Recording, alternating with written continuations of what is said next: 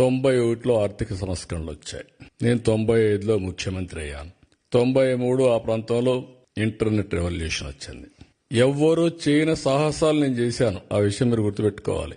మొట్టమొదటిగా second generation reforms నేను ప్రారంభించాను. అక్కడి నుంచి ఐటీకి ప్రాధాన్యత ఇచ్చాను.